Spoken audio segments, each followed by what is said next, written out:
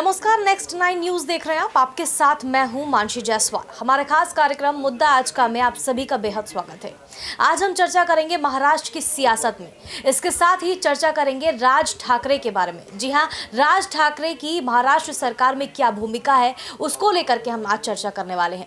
राज ठाकरे लगातार एकनाथ शिंदे की तरफ, वहीं दूसरी तरफ उद्धव ठाकरे पर भी हमलावर होते हुए नजर आते हैं। अभी हाल ही में रैली को संबोधित करते हुए उन्होंने उद्धव ठाकरे पर जमकर हमला बोला था। वहीं एकनाथ शिंदे पर भी निशाना साधने में वो बिल्कुल भी नहीं चुके।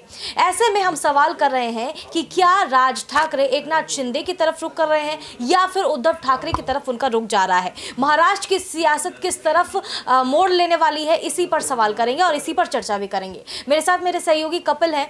कपिल, जिस तरीके के माहौल महाराष्ट्र सरकार में अभी देखने को मिल रहा है, हमने देखा है कि राज ठाकरे को के अंदर बाला साहेब ठाकरे की छवि देखने को मिलती है। बाला साहेब ठाकरे जिस तरीके की बातें करते हुए नजर आते थे, उन्होंने साफ तौर पर कहा था कि मर जाऊंगा लेकिन कांग्रेस के साथ गठबंधन नहीं करूंगा, उनके साथ कभी नहीं आऊंगा।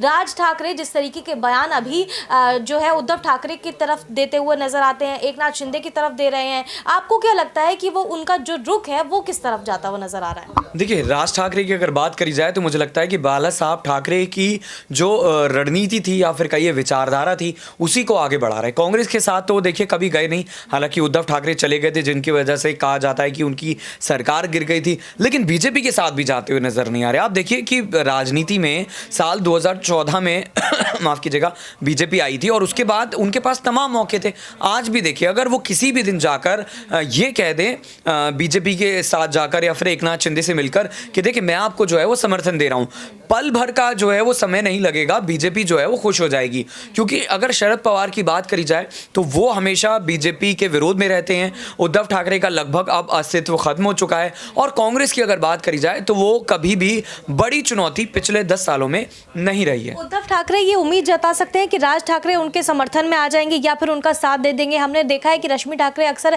ऐसे बयान देती रहती हैं जिसके लिए कहा जाता है कि राज ठाकरे कहीं ना कहीं उद्धव ठाकरे के लिए समर्थन देते हुए नजर आते हैं, हालांकि रिश्ता है उनसे खासा। देखिए, रिश्ता भले ही हो, लेकिन मुझे लगता है कि राज ठाकरे जो है जब राजनीतिक रूप से एक्टिव रहते हैं तब वो ये भूल जाते हैं कि उद्धव ठाकरे कौन है।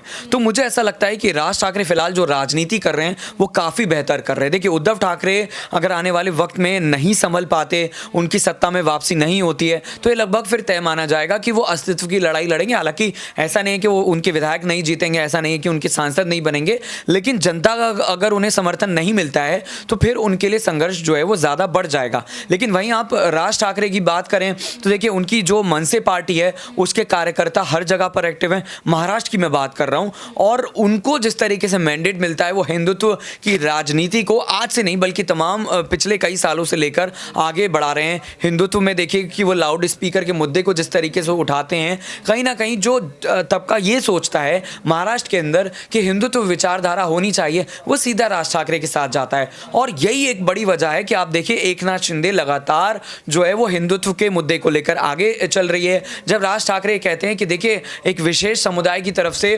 तमाम जगह पर अतिक्रमण कर दिया गया है, तो उसको लेकर एक 144 धारा लगा दी जाती है और कहीं ना कहीं इसका श्रेय लेने की कोशिश एकनाथ शिंदे करते हैं। और जो मनसे के कार्यकर्ता हैं उनको एक पर्टिकुलर प्लेस पर जाने के लिए रोक दिया जाता है, उन पर प्रतिबंध लगा दिया जाता है। तो ये तमाम चीज़ें दिखाने के लिए काफ़ी हैं कि जो वीर सावरकर वाली बात आई थी उसमें भी एकनाथ शिंदे जब कहीं ना कहीं आगे बढ़कर नजर आए तो उद्धव ठाकरे से लेकर शरद पवार तक सभी लोग जो है वो एक सुर में कहने लगे कि वीर सावरकर ने देखिए कितना कुछ देश के लिए किया है, बलिदान दिया है और उनके ऊपर राजनीति नहीं होनी चाहिए। और अजीत पवार की तरफ से तो ये तक कह दिया गया कि अगर बीजेपी वाकई में सावरकर की हितैषी है तो भारत रत्न क्यों नहीं दे देती। ऐसे में ये बात कही जा सकती है कि राज ठाकरे कहीं ना कहीं अगर उद्धव ठाकरे का साथ दे देते हैं, कहीं ना कहीं दोबारा से उनका पक्ष करते हुए नजर आते हैं, तो उद्धव ठाकरे को इससे काफी ज्यादा फायदा मिल सकता है महाराष्ट्र में। लेकिन एकनाथ शिंदे को क्या जो है वो उनकी जरूरत है, राज ठाकरे की जरूरत है, ये एक बड़ा सवाल बना हुआ है। एकनाथ शिंदे भारतीय जनता पार्टी के साथ में है, एकनाथ शिंदे लगातार ये बयान देते रहते हैं और राज ठाकरे भी एकनाथ शिंदे पर हमलावर होते हुए नजर आते हैं। लेकिन ये सवाल बनता है कि एकनाथ शिंदे को क्या अभी राज ठाकरे की जरूरत है? देखिए, फिलहाल की अगर बात करी जाए तो मुझे नहीं लगता कि एकनाथ शिंदे को राज ठाकरे की ज़रूरत है। जब तक बीजेपी उनके साथ है, बीजेपी के साथ उनकी सरकार चल रही है, या फिर जो बागी विधायक हैं वो कोई खेला नहीं करते, तब तक तो मुझे लगता है कि ज़रूरत नहीं पड़ेगी। और उसके बाद भी आप देखिए कि अगर एकनाथ शिंदे कल को बीजेपी से अलग हो जाते हैं, उनके विधायक उन्हें धोखा दे देते हैं, उस सूरत में भी कहीं ना कहीं शरद पवार का नाम काफ़ी आगे आता है। क्योंकि एकनाथ शिंदे की अगर बात करी जाए तो देखिए किस तरीके से जो राजनीति की अगर बात करी जाए तो कई बार ऐसा होता है जब समर्थन में बयानबाजी होती है, और एकनाथ शिंदे जो है वो शरद पवार को लेकर ये कई बार कह चुके हैं कि राजनीति में महाराष्ट्र की बहुत बड़ा योगदान है। और मुझे ऐसा लगता है कि आने वाले वक्त में अगर कोई खेला होगा तो पवार और शिंदे करते नजर आएंगे। महाराष्ट्र की सियासत की अगर बात करें तो लगातार राज ठाकरे के बयानों से ये साफ तौर पर जाहिर होता है कि वो अपनी ही राजनीति कर रहे हैं, अपनी ही अलग राजनीति करते हुए वो नजर आ रहे हैं। ऐसे में हम सवाल कर रहे हैं कि क्या उद्धव ठाकरे और एकनाथ शिंदे के बीच में जिस तरीके की तनातनी की खबरें लगातार सामने आती रही हैं, हम ये अनुमान लगा सकते हैं कि सुप्रीम कोर्ट का फैसला अगर एकनाथ शिंदे के पक्ष में आता है तो उद्धव ठाकरे एक तरीके से कहीं ना कहीं बिल्कुल खत्म होते हुए नजर आएंगे महाराष्ट्र में? देखिए, मुझे नहीं लगता कि वो बिल्कुल खत्म होते हुए नजर आएंगे। उसका एक बड़ा जो रीजन है वो ये है कि शिवसेना पार्टी जो है वो बहुत पुरानी पार्टी है। और दूसरी बात यह है कि उद्धव ठाकरे का जो नाम है वो बच्चा बच्चा जानता है। अब उनके पास कई तरह के मुद्दे हैं। देखिए, महाराष्ट्र में तमाम तरह के प्रोजेक्ट्स जो है वो लगाए जा रहे थे जब उद्धव की सरकार थी। सरकार बदलती है, मुख्यमंत्री बदलता है, और आखिर रातों रात ऐसा क्या हो जाता है कि जो प्रोजेक्ट्स हैं वो या तो गुजरात चले जाते हैं या फिर और जगह पर चले जाते हैं। ये जो मुद्दा है ये काफ़ी बड़ा है। और दूसरा मुद्दा ये है कि ओल्ड पेंशन स्कीम को लेकर, किसान को लेकर, ये जो तमाम लोग हैं ये सड़कों पर उतर जाते हैं। इसका देखिए अभी जो है वो बहुत बड़ा ये मुद्दा नहीं है, लेकिन जब चुनाव आएंगे तो कहीं ना कहीं इस मुद्दे को महाविकास अघाड़ी गठबंधन भुनाने की कोशिश करेगा। और जो उपचुनाव हुए थे वहां पर आपने देखा कि जो तमाम सीटें थी, लगभग 2 सीटों पर चुनाव हुए थे, उसमें बीजेपी का सुपड़ा साफ हो गया था। बीएमसी चुनाव में शिवसेना की बादशाह थी, लेकिन ये शिवसेना वो शिवसेना थी जो उद्धव के पास थी। तो ये माना जा सकता है कि बीएमसी में उद्धव के साथ पहले भी जनता रही है। जब 25 सालों का साथ रहे तो हो सकता है कि और 5 साल जनता साथ रहे।